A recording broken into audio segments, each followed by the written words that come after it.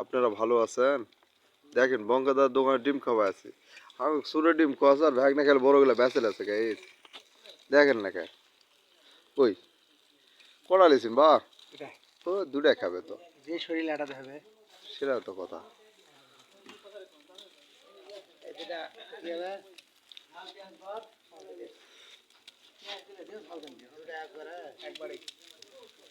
ভালো তো তাহলে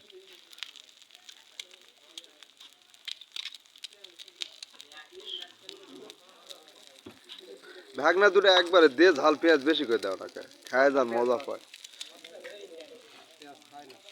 খায় না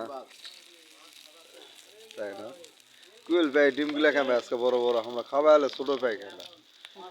হ্যাঁ যেদিন খাওয়া সেদিন ছোট আজকে বড় বড় দেখো।